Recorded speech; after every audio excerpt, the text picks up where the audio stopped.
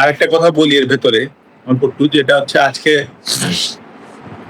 কোটা আন্দোলনের আম, যে স্টুডেন্টরা আছে বা যে সমন্বয়কের ভেতরে একজন আম, আম, আহ, ক্রীড়া মন্ত্রণালয়ের উপদেষ্টা মহোদয় জনাব আসিফ সাহেব যিনি হয়েছেন, হুম।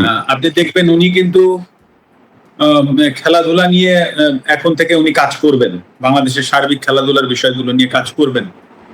আম, এখন যদি আল্লাহ না করুক কালকে একটা প্রবলেম হয়, আল্লাহ না করুক যদি কোনো একটা খেলাধুলায় কোনো জায়গায় প্রবলেম হয়, উনি কিন্তু প্রধান উপদেষ্টা মহোদয় ডক্টর ইউনূস স্যারের কাছে যাবেন, বা সিনিয়র উপদেষ্টা মহোদয় যারা আছেন উনাদের সাথে আলোচনা করে এসেই কিন্তু উনাকে স্টেটমেন্ট দিতে হবে।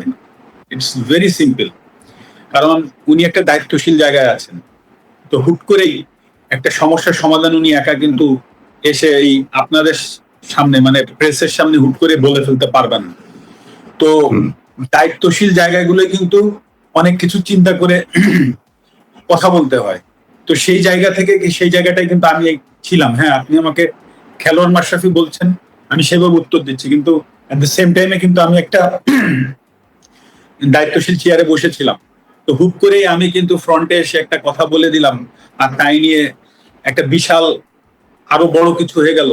সেটার ট্যাকেল দেওয়ার ক্ষমতা আদৌ আমার আছে কিনা, বা বর্তমানে যারা কাজ করবেন তাদেরও কিন্তু এই জিনিসগুলো ভেবেচিন্তে কাজ করতে হবে। তো এটা কিন্তু ভেরি সিম্পল ব্যাপার। তো আমি যেটা বলতে চাচ্ছি যে হ্যাঁ আমি ব্যর্থ হয়েছি, কিন্তু আসলে আমারও তো সীমাবদ্ধতা আছে বা ছিল।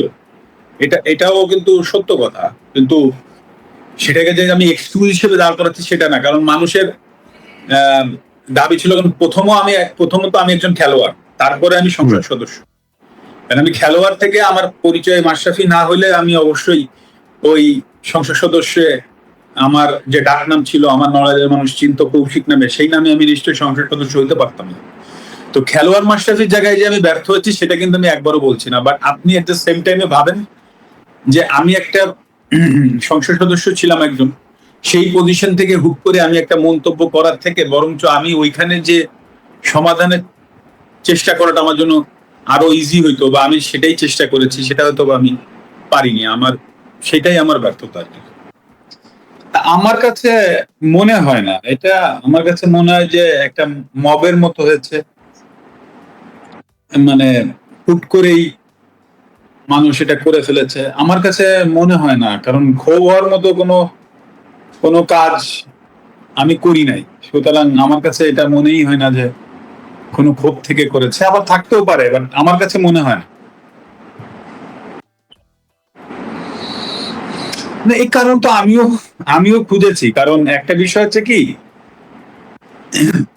মানুষ আমি বিগত যে 5 সাড়ে 5 বছর কাজ করেছি, তো আমি যখন বাড়ি গিয়েছি তখন রাত 1টা 2টা পর্যন্ত মানুষ এসেছে।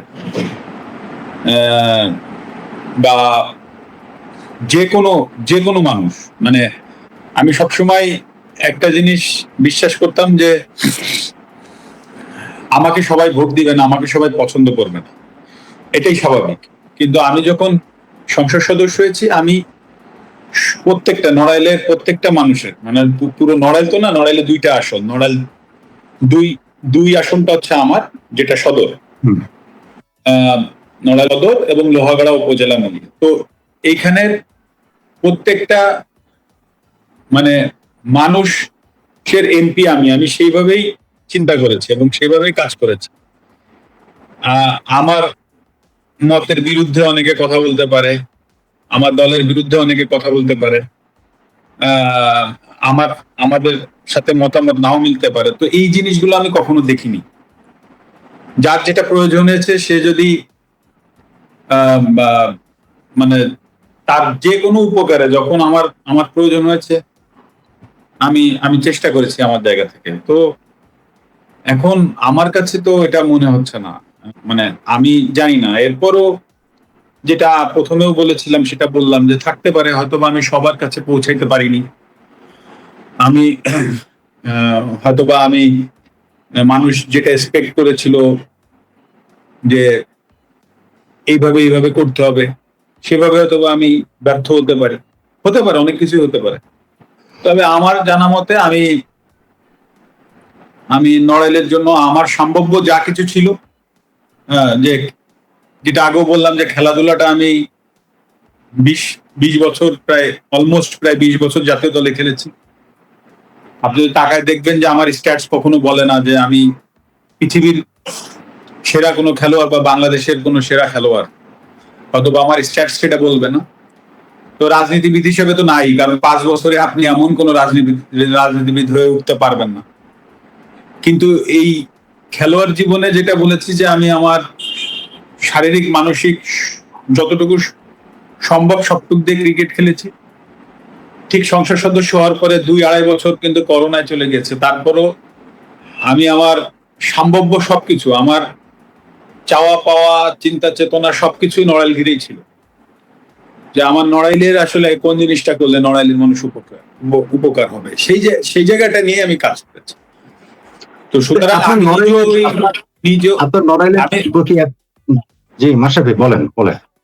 মানে আমি নিজেও সেই প্রশ্নের উত্তর খুঁজছি যে আসলে কেন, এটা কি একটা মবের বিষয় নাকি অন্য কিছু, আমি নিজেও সেই প্রশ্নের উত্তর খুঁজছি।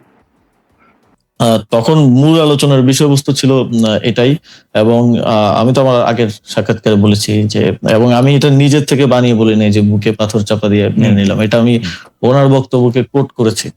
সো এবং এই বিষয়ে আমার জানা মতে কোনো রিবাটাল বা এরকম কিছু তো আসে নাই।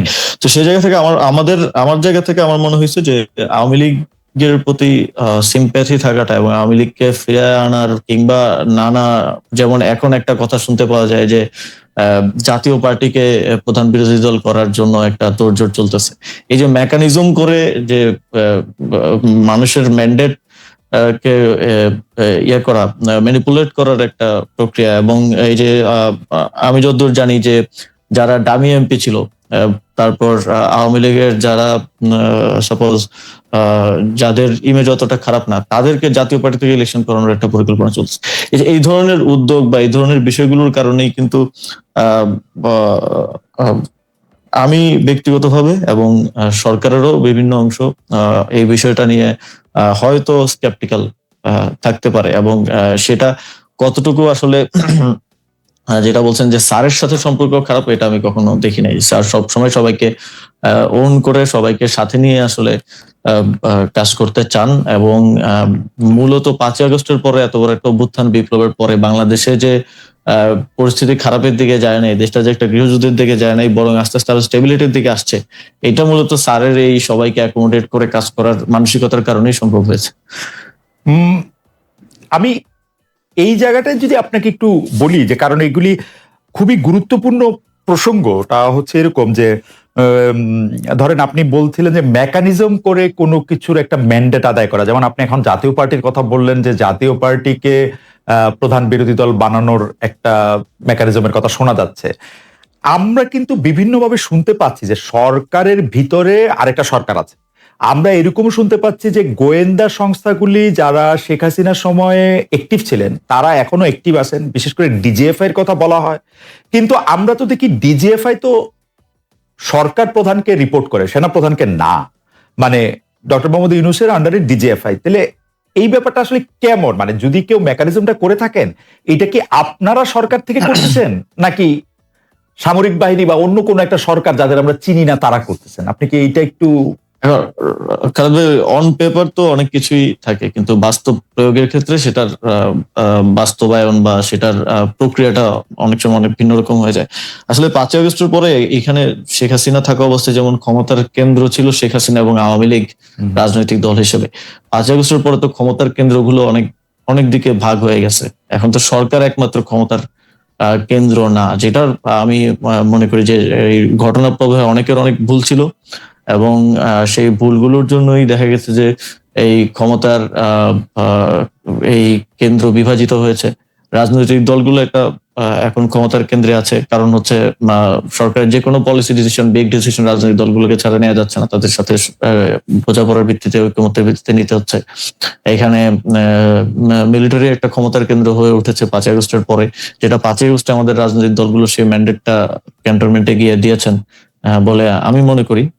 এবং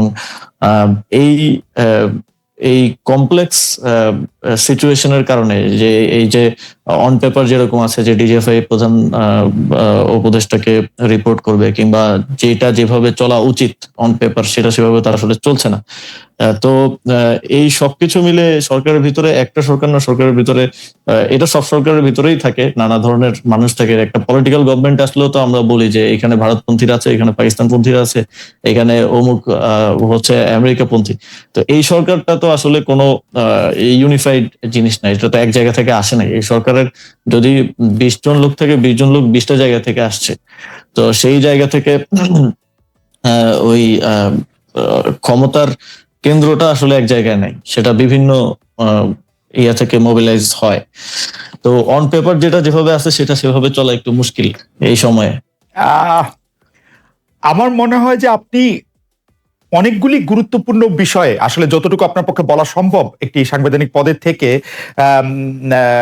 সেরকমই আপনি বলছেন, কিন্তু আমাদের জন্য যদি একটু আপনি প্রশ্ন করতেন, যেমন যে রাজনৈতিক দলগুলোকে এখন আপনি ক্ষমতার কেন্দ্র বলতেছেন সরকার অনেকগুলি সিদ্ধান্ত আসলে রাজনৈতিক দলগুলোর বাইরে নিতে পারছে না, সেনাবাহিনীকেও আপনি একটা ক্ষমতার কেন্দ্র বলছেন। আমরা কি এরকম বলতে পারি যেরকম আমরা আসলে মানে আমার কানে যেরকম করে কথা আসে সেটা হচ্ছে যে এখন বাংলাদেশ সরকারের অর্থাৎ আপনাদের সকল সিদ্ধান্ত নিয়ন্ত্রণ করছে বিএনপি? আমরা কি এরকম ভাবে বলতে পারি যে আসলে জেনারেল ওয়াকারের পদপদবীর দিক দিয়ে তিনি আপনাদের সরকারকে রিপোর্ট করার কথা থাকলেও কাগজে কলমে অনেক ক্ষেত্রে তিনি একটি পক্ষ হয়েছেন? আপনি কি এরকমটাই বলছেন? বা আপনি যদি এই ব্যাপারটা আরেকটু ব্যাখ্যা করতেন যে রাজনৈতিক দল বলতে কি শুধু আপনি বিএনপি কে বুঝাচ্ছেন নাকি জামাত বা এনসিপি কেও বুঝাচ্ছেন? ক্ষমতার কেন্দ্র সামরিকায়ন বলতে কি আপনি জেনারেল ওয়াকারকে বুঝাচ্ছেন নাকি জেনারেল ওয়াকারেরও আওত্তের বাইরে এরকম কোনো কিছুর কথা আপনি বলছেন, কোনো বাইরের রাষ্ট্রের? না, আমি আমি আমি এখানকার মানে ক্ষমতার কেন্দ্র বলতে নির্দিষ্ট রাজনৈতিক দল না বলে আমি এখানে